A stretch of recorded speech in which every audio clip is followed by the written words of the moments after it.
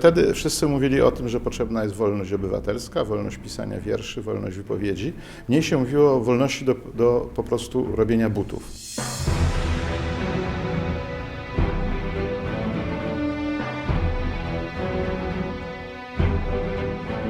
W przeciwieństwie do innych krajów bloku komunistycznego, w Polsce system był już kompletnie niewydolny pod względem dostarczania dóbr obywatelom. Środowiska opozycji wolnorynkowej, które zaczęły się coraz bardziej aktywizować, ujawniać, zaczęły analizować system nie pod kątem ilości tylko więźniów politycznych i represji, które miały wtedy miejsce, ale pod kątem niewydolności ekonomicznej i prędzej czy później załamania.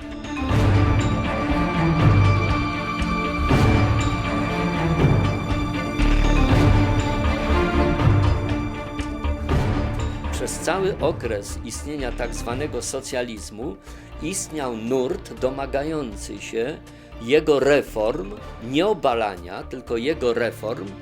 I istotą tych wszystkich reform dotyczących, że tak powiem, gospodarki socjalistycznej był postulat dopuszczenia większej swobody podejmowania decyzji gospodarczych przez same przedsiębiorstwa, choćby to były przedsiębiorstwa państwowe, oraz większej swobody, chociaż ograniczonej, dla działalności gospodarczej osób prywatnych. Był okres już pewnego rozluźnienia i ludzie dostawali te pozwolenia i w sumie w Polsce było już wtedy ponad 500 000 firm prywatnych drobnych. Było.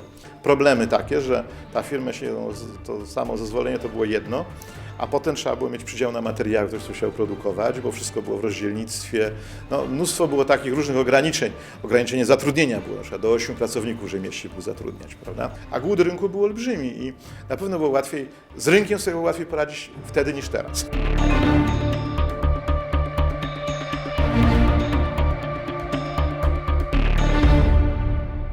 Już za rządu Rakowskiego postawiliśmy już wyraźnie tezę: prywatyzacja, wolne ceny, otwarcie gospodarki, swobody ekonomiczne, twardy pieniądz, konieczność właśnie uniesienia się władz państwowych ponad lobbystyczne grupy i stworzenie raczej reguł gry. Wprowadzono ustawę o działalności gospodarczej w grudniu 1988 roku, zwaną ustawą Wilczka, która dawała nieskrępowaną możliwość działania gospodarczego i wprowadzała fundamentalną zasadę, że co nie jest zakazane, jest dozwolone.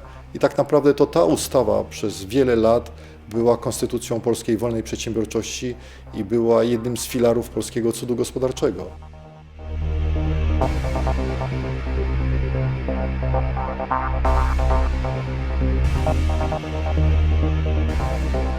Rok 89 zastał Polskę najdalej zaawansowaną na drodze ku odchodzeniu od gospodarki stricte państwowej i scentralizowanej do gospodarki w większym stopniu opartej o własność prywatną i o rynek.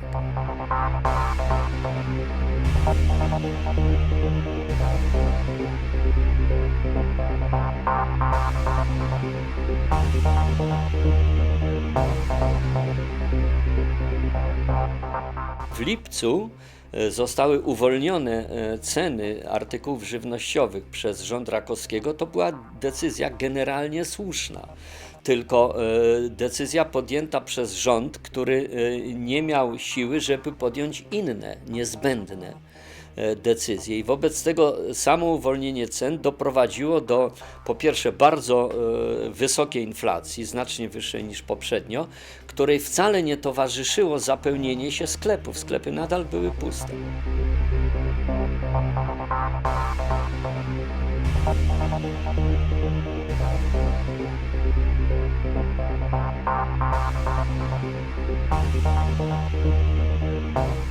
Koncepcja ekonomiczna rządu Tadeusza Mazowieckiego, realizowana pod kierunkiem Leszka Balcerowicza, która polega na pełnym odejściu od gospodarki socjalistycznej i przejściu do gospodarki rynkowej. I Leszek Balcerowicz był człowiekiem o takiej żelaznej determinacji i jednocześnie przekonany, że to właśnie musi być zrobione.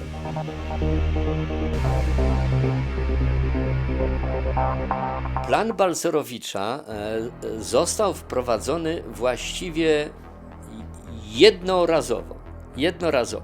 I to był 1 styczeń roku 1990. Balcerowicz potrafił zrobić z tej daty 1 styczeń rok 90 prawie że fetysza. On zaczarował po prostu, zahipnotyzował tym 1 stycznia wszystkich pozostałych ministrów i chyba cały parlament. Tak, że się ludziom wydawało, że jeżeli ta koncepcja gospodarcza nie wejdzie 1 stycznia, to będzie koniec świata. Najbardziej skoncentrowane zmiany, jakie się stały, to była noc 31 grudnia 89 na 1 stycznia 90. Bo wtedy wprowadzono ograniczoną, ale wymienialność dolara, zniesiono podstawowe bariery w handlu zagranicznym, zmniejszono cła do poziomu, który później już nigdy tak bliski nie był i później jeszcze, no tam to trwało może tam parę miesięcy, ale generalnie pozwolono przedsiębiorstwom upadać, na takich samych zasadach jak prywatnym firmom, państwowym firmom pozwolono upadać i jednocześnie no, jakby odblokowano do reszty te ograniczenia, które jeszcze były na przedsiębiorstwie państwowym. Warszawę coraz trudniej poznać. Centrum stało się niespodziewanie jednym wielkim jarmarkiem. W cieniu Pałacu Kultury i Nauki handel kwitnie jak na bliskowschodnich bazarach. Różnokolorowe budy, drewniane i metalowe, ustawiane są jak popadnie. To nic, że trudno się przecisnąć. Tutaj można kupić wszystko, od żywności po elektronikę. Wprawdzie w polowych warunkach, bez gwarancji jakości, ale za to do wyboru i do koloru. W jednym miejscu wszystkiego po trochu. Istanbul, Bangkok i Republiki Radzieckie. Hurtownicy w pseudostylowych sklepach, niektóre jeszcze wolne, detaliści na chodniku. Ze świecą w ręku szukać drugiej takiej stolicy w Europie, gdzie wolny rynek poszedł na żywioł bez żadnych ograniczeń.